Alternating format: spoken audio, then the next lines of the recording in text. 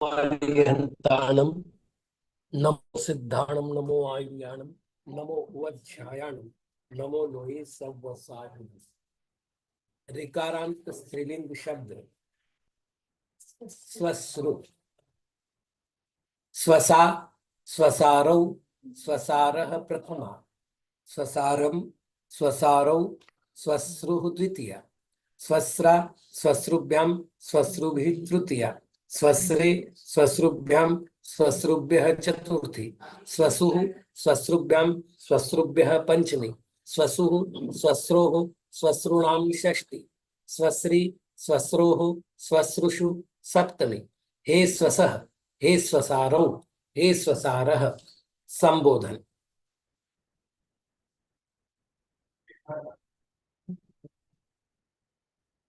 मातृ शब्द है।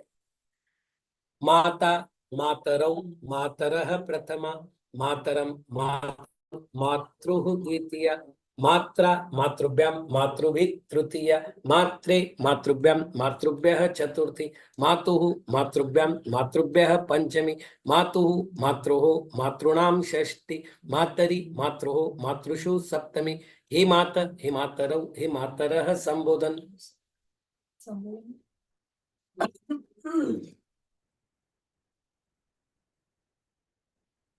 आज मैंने 3 लकारों के विषय में जानकारी भेजी आप लोगों को।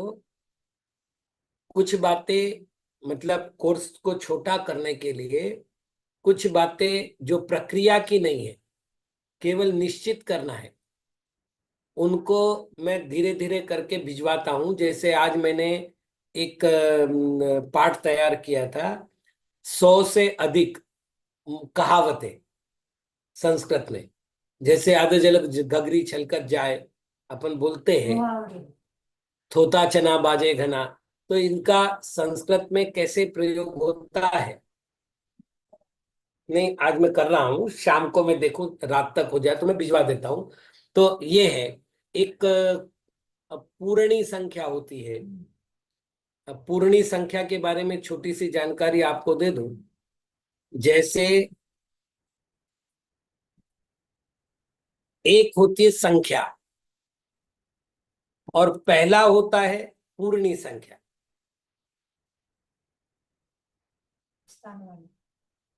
तो अपन पहला के लिए अपन जब संस्कृत में लिखेंगे तो लिखेंगे प्रथम। अब इसमें कुछ भी नहीं है, रटने वाली बात है।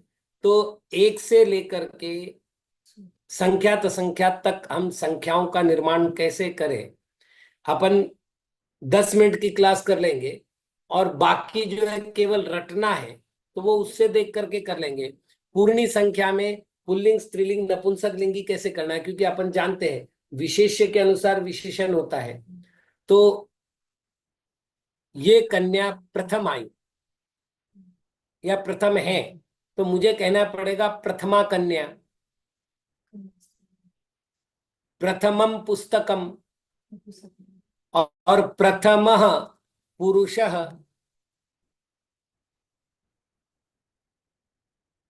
तो मैं प्रयत्न करता हूं कि ये आज आपको दे सकूं। तो अपन केवल एक बार फिर 10 मिनट की कक्षा में इन सारी बातों को समझ लेंगे। अपने पास सारे नोट्स रहेंगे तो समझने में कठिनाई नहीं होगी और बहुत फास्ट हो जाएगा। तो कोर्स भी छोटा होगा और बात समझ में आएगी। जैसे अभी मैंने कहा ये मुहावरे, मुहावरों का प्रयोग कैसे करना चाहिए, तो ये कुछ ऐसी चीजें हैं। खास तौर से कुछ बातें जो समझने योग्य है उनमें से चिन्हों के प्रयोग है। लेखी कार्य में, लिखान कार्य में यानी लिपि में चिन्हों के प्रयोग होते हैं। तो चिन्हों के प्रयोग तो कुछ एकदम सरल सरल है। जैसे उदाहरण के लिए ये उद्गारवाचक चिन्ह हो गया जो अपन अभी दे रहे, हे राम हे वीर, है ना। इसको हमने, ये जो चिन्ह है हे वीर के बाद दिया हुआ, ये स्वल्प विराम है। पूर्ण विराम जो है प्राय यूं दिया जाता है, लेकिन वर्तमान में अपन लोग यूं प्रयोग कर रहे हैं। मराठी में पॉइंट वाला करते हैं, हिंदी में ऐसा। संस्कृत के मूल पुस्तकों में आपको पूर्ण विराम ही मिलेगा, क्योंकि हम पूर्ण विराम ही कह रहे हैं उसको। ये एक अलग चिन्ह वर्तमान में अपन ने बना लिया। बहुत से चिन्ह आजकल नहीं बचे, जैसे इन्वर्टेड कॉमा बहुत नया है हिंदी के कारण से। हाँ जी, मूल नियम तो वही है। ये इन्वर्टेड जो कॉमा होता है आजकल लगभग हम लोगों ने बंद कर दिया है। जैसे मेरी तो 200 से ज्यादा पुस्तकें, मतलब आप सोचिए 150 और 105, मतलब लगभग 355 पुस्तक, 255 पुस्तकें तो मेरी मार्केट में है। आजकल वो और हमने बंद कर दिया इन्वर्टेड कॉमा देना। यदि ऐसा होता है तो फॉन्ट परिवर्तन कर देते हैं और उससे काम चल जाता है। हाईलाइट कर दिया, आपने मेरी जितनी ये देखी होगी नोट्स अभी के, तो उसमें कहीं भी इन्वर्टेड कॉमा नहीं देखा होगा। हमने R करके उसको छोड़ दिया। हाँ ये देखो आप, उकार और उकार का ओ होता है रिकार, और रिकार का अर होता है। इस गण में कुल 1010 धातु है, तो हमने उसको इतना हाईलाइट कर दिया कि उसके कारण से अब ये समझ में आ रहा है कि कोई अलग से बोली जा रही बात। तो ये सारी चीजें आजकल ध्यान में रखने लगे हैं। तो कई सारे नियम वर्तमान में हम लोग तैयार कर रहे हैं। हम लोग मतलब जो भी लेखक बन रहे हैं, कंप्यूटर के हिसाब से सरलता लाई जा सके। क्योंकि जितना कठिन होता है उतना भाषा का प्रयोग बंद होता है। एक बात ध्यान रखना, संस्कृत बंद हुई, प्राकृत प्रारंभ हुई। क्यों हुई? तो संस्कृत के प्रत्येक नियम पर बंदिश है। मतलब क्रुद्ध धातु का प्रयोग कर रहे हैं, लेकिन जैसे ही अभी शब्द का प्रयोग हो गया, क्रुद्ध धातु के साथ लगने वाले इसका शब्दों का विभक्ति प्रत्यय बदल गया। जैसे स क्रुध्यति, किस पर क्रोध करता है? तो मान लेते हैं राम पर क्रोध करता है, तो रामाय क्रुध्यति। लेकिन जैसे ही मुझे कहना है कि राम के लिए मैंने जो क्रुद्ध धातु का प्रयोग कर रहा हूं, उस क्रुद्ध धातु के साथ हम कोई उपसर्ग लगाते हैं, राम रामम अभिक्रुध्यति, अतिक्रुध्यति, बदल गया। वसति, वने वसति। लेकिन जैसे ही हमने उप लगा दिया तो द्वितीय आ गई, वनम उपवसति, वनम अधिवसति। तो जितने नियम कठिन हो गए, संस्कृत से लोग उगता गए, बोले इतने नियम कौन याद करे, चलो अपन प्राकृत बोलते हैं। अब हिंदी शुरू हुआ, हिंदी के स्थान पर अंग्रेजी शुरू हुआ, शब्द सबसे कम, इसलिए आसान पड़ता है। हाँ शब्द सबसे कम। अब संस्कृत में एक एक शब्द के लिए हमारे पास हजारों शब्द है। वहां एक काम करो, मामा भी अंकल, काका भी अंकल, है ना? मतलब जितने भी रिश्ते वो सब अंकल हो गए। तो जितनी सुविधा होती है, भाषा का प्रयोग उतना ज्यादा होता है। तो संस्कृत बचाने के लिए भी बहुत से नियम वर्तमान में बनाए जा रहे हैं। उससे व्याकरण पर बाधा नहीं पहुंचती, लेकिन अब इन्वर्टेड कॉमा वगैरह देने में बड़ी दिक्कतें हैं। तो अब सीधा उन्होंने कर दिया कि भाई इस तरह से कुछ करो कि आपकी बात समझ में भी आवे। ऐसे ही ब्रैकेट भी दो प्रकार के मिलते हैं, गोल वाले और हाँ स्क्वायर वाले। तो इस तरह से जो चिन्ह है, उन चिन्हों के प्रयोग की अगर अपन थोड़ा सा व्यवस्था को समझ लेंगे तो मुश्किल से 2 मिनट 3 मिनट का काम है, लेकिन ये सारी चीजें व्यवस्थित हो जाएगी। हाँ नेहल दीदी। नमस्ते आचार्य श्री। जी आचार्य श्री, अ, वैसे इन्वेक्टर कॉमा है जो कंप्यूटर में, उसमें शुरू में तो सीधा है और फिर लास्ट में जो इन्वर्टेड कॉमा लगाना होता है उसमें उल्टा है। तो रियल में कैसे इन्वर्टेड कॉमा लगाना चाहिए? दोनों सीधे होने चाहिए कि एक सीधा और एक उल्टा? नहीं, इसीलिए मैं कह रहा हूँ, देखिए मैं तो प्रयोग करता ही नहीं। मैंने कहा कि मेरे 255 से ऊपर पुस्तकें निकल गई, मैंने ये विषय बंद कर दिया, मेरी पुस्तकों में नहीं मिलेगा। जी आचार्य श्री, लेकिन और जगह मिलती है तो थोड़ी कंफ्यूजन होती है, इसलिए नहीं नहीं, जानकारी। देखिए मैं आपसे कह रहा हूँ वर्तमान में जितनी पुस्तकें निकलेगी अब इन सब बातों का बंधन खत्म कर दिया जाएगा। अभी जितनी मार्केट में पुस्तकें आ रही है अब बंद हो गया, वापरते ही नहीं उसको। क्योंकि कितनी बार करेंगे। अभी आपको बता रहा हूं, मैं सिद्धांत कौमुदी पढ़ रहा हूं व्याकरण की। तो उसको आधार बना करके कल ये इस पर काम कर रहा था मैं, धनंजय नाममाला पर। अब धनंजय नाममाला में क्या किया उन्होंने, टीका के जो सूत्र दिए, टीका करते करते व्याकरणिक सूत्र दिए, तो व्याकरणिक सूत्र को हर चीज को इन्वर्टेड कॉमा में कर दिया। अब वो एक में दो दो तीन तीन सूत्र है, तो ये इन्वर्टेड कॉमा पूरा नहीं होता तब तक दूसरा इन्वर्टेड कॉमा शुरू होता है, वो पूरा नहीं होता तब तक तीसरा नहीं शुरू होता। हाँ, तीन तीन सूत्र दिए। कैसे समझ। जैसे आमी, और फिर कह रहे आमी दीर्घ, तो आमी को उन्होंने कर दिया और फिर उसके बाद आमी दीर्घ कर दिया। अब दिक्कतें आ रही है, ना उस तरह के कुशल टाइपिस्ट मिलते हैं, ना उस तरह की व्यवस्था होती है, तो एक सुविधा बनाने के प्रयत्न किए गए संपादकों के द्वारा। तो ये अपन इनको देखेंगे। तो आज मैं एक दो पार्ट देता हूं, आप थोड़ा सा देख लीजिएगा, क्योंकि मान लो मैं यहाँ पर बोलूं भी, मान लेते 100 सवा 100 अपन मुहावरे यहाँ बोलेंगे भी, तो केवल बोलूंगा ही बोलूंगा, मतलब व्याख्यान होगा, उससे कोई फायदा नहीं। एक लिस्ट अपने पास रहेगी कभी भी, क्योंकि अनुवाद करते समय भाषा को सुव्यवस्थित करते करने के लिए इनका प्रयोग बहुत अच्छा होता है। जैसे अपन बोलते हैं ना, गधा क्या जाने अदरक का स्वाद, बंदर क्या जाने अदरक का स्वाद। तो ये जब अपन वाक्य में प्रयोग करते हैं तो व्यंग भाषा में इनका बड़ा अच्छा उपयोग होता है। हाँ, तो पहले इसका अर्थ भी बता, अर्थ उसका मूल वाक्य संस्कृत का। हाँ, तो मैं वही कह रहा हूँ। तो वो मैं लिख करके अर्थ सहित आपको देता हूं, तो इसको अपने को समय कम लगेगा। अब अपन मूल विषय की ओर चलते हैं।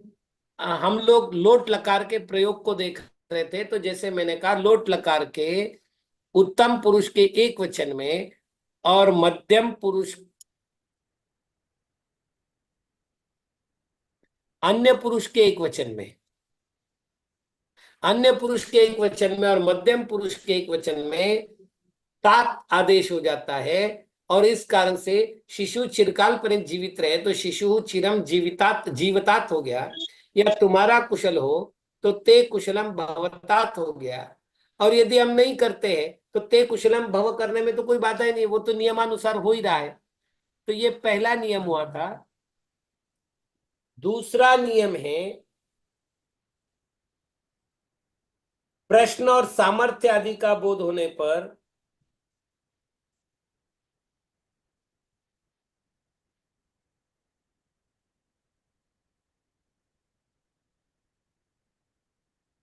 उत्तम पुरुष के लोट लकार, उत्तम पुरुष में लोट लकार का प्रयोग होता है।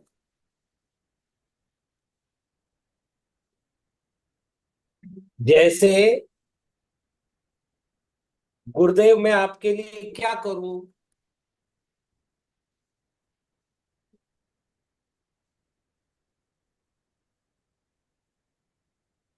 अब यहां पर मैंने प्रश्न किया है, तो कह रहा हूं हे गुरुदेव, अहम भवते, चतुर्थी आपके लिए, किम करवाणी, ये तो हो गया प्रश्न के लिए।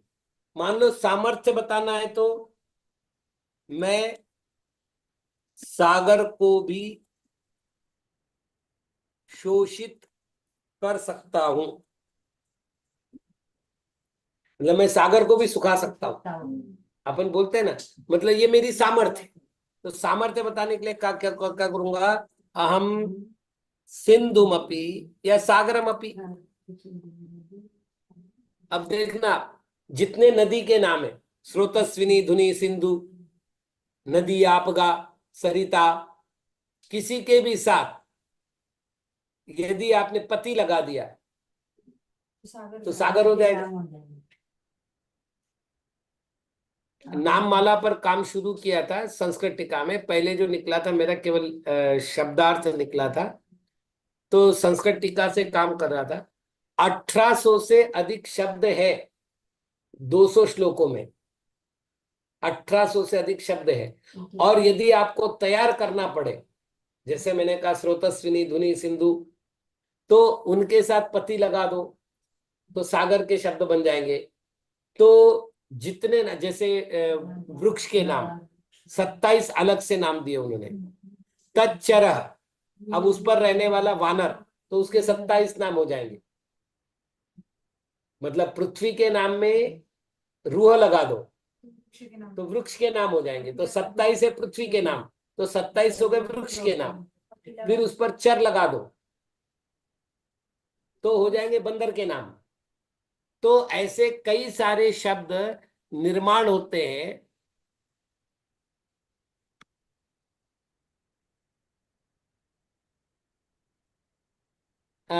नेल दीदी, मैं इसको आपको पूरा व्यवस्थित वीडियो बना के, मतलब ऑडियो बना के देता हूँ। चंद्र बिंदी कब आती है और सामान्य बिंदी कब आती है, क्योंकि प्राकृत में और इसमें है।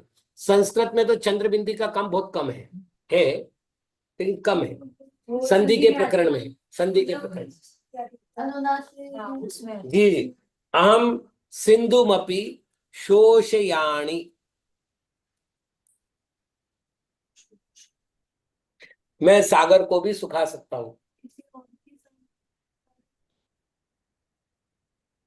यहाँ क्या कह रहे हैं, उत्तम पुरुष में लोट लकार है, बाकी में नहीं। मुझे किसी और की हाँ, तो फिर जो लकार लगेगा। अरे भाई, जैसे सुखा सकता था, सुखा सकता है, सुखा सकेगा, तो वो तो अब वहां देखना पड़ेगा ना वाक्य प्रयोग। मतलब यहाँ प्रश्न किया गया कि ये तो हो गया मेरा सामर्थ्य। यदि मेरे सामर्थ्य के बजाय मुझे भरत चक्रवर्ती का सामर्थ्य बताना पड़े, तीर्थंकर का सामर्थ्य बताना पड़े, ठीक, तो ये भूतकाल लगेगा। वो ऐसा करते थे, वो ऐसा कर सकते थे। मान लो वर्तमान के, मान लो अपन उदाहरण लेते हैं कि मोदी का सामर्थ्य बताना है तो वर्तमान काल लगेगा।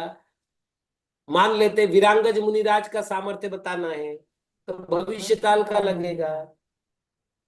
तो ये तो जैसा भी वाक्य प्रयोग हो वहां पर वैसा हो सकता है। चलिए, कुल मिलाकर के ये दो नियम हैं जिससे हम लोट लकार के प्रयोग को व्यवस्थित कर सकते हैं। आज हम लकार बदलते हैं और लकार की बात करते विधिलिंग लकार की। जैसा कि मैं कह चुका हूं, मुख्य लकार मतलब लकार है 11, उसमें से लेट लकार का प्रयोग हम नहीं करते। वैसे लकार है 10, लेकिन हमने क्या किया, लिंग लकार के दो भेद कर दिए, विधिलिंग और आशीर्लिंग, इसलिए 11 हो गए। लेट लकार का हम प्रयोग नहीं करते तो 10 बचे। 10 बचे, उसमें से जो मुख्य लकार है वो 5 है। इसलिए प्रारंभिक जो संस्कृत पढ़ने वाले बालक हैं उनको 5 ही लकार पढ़ाए जाते हैं। फिर जब वो उस लकारों में पारंगत होता है तो उसको अगले लकारों की चर्चा की जाती है। सुनंदा दीदी, लोट लकार में मी नहीं आता। मी जो आएगा प्रत्यय मिप वस मस, ये तीनों प्रत्यय लट लकार के हैं और अपन लोट लकार का प्रयोग कर रहे हैं। आनी आवा आम। चलिए, आज बात करेंगे अपन विधिलिंग लकार की।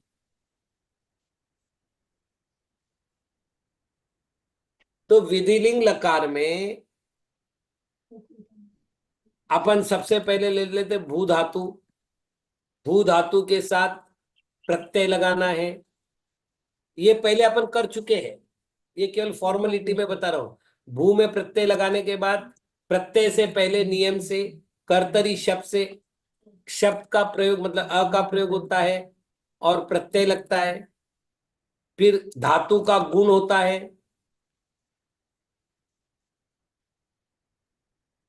फिर अया अवधि संधि होती है, और इस तरह से अपने सामने बना भव घन प्रत्यय संधि करने वाले। तो यहां तक विधि अपन बार बार आप तक कर चुके हैं, पूर्व लकारों में भी जहां भू धातु के प्रयोग देखे हैं वहां पर। अब इसमें इसके जो प्रत्यय है वो है इत, इताम, इयुः, इहि, इतम, इत, इयम, इव, इम।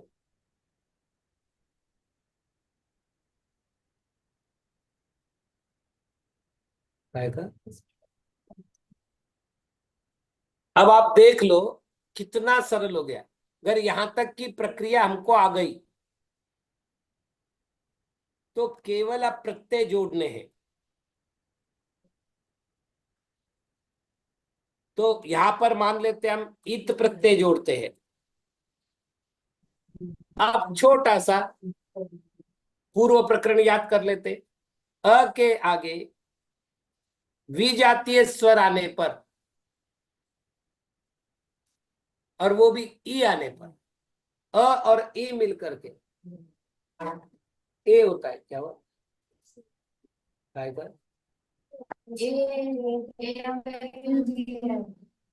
देखिए पहली बात है, आप एक बार समझ लो। यहाँ आरिका माता जी एक बात कह रही है कि पुस्तकों में दिया है एक, एताम, एयुः, है ना, एहे, एतम, एत, और एयम, एव, एम। पहले तो क्या है वो समझ लो। देखिए आपको एक सरल सरल बात बताऊं, कंफ्यूज नहीं होना हो तो हमें अपन जो पढ़ रहे हैं उस पर थोड़ा सा ध्यान रखना है, ज्यादा नहीं। यदि मुझे कहा जाए, इस प्रक्रिया को अपन बाजू को रखते हैं, भू धातु है और उसमें अन्य पुरुष का एक वचन रखना है। अब मैं आपको संस्कृत से नहीं पढ़ा रहा हूं, हिंदी से पढ़ा रहा हूं। तो मैं आपको क्या कहूंगा, जब भी आप प्रक्रिया करें तो भू का भव कर देवे। डायरेक्ट बता दिया यहाँ पूरी प्रक्रिया में। ठीक, भू का भव करे।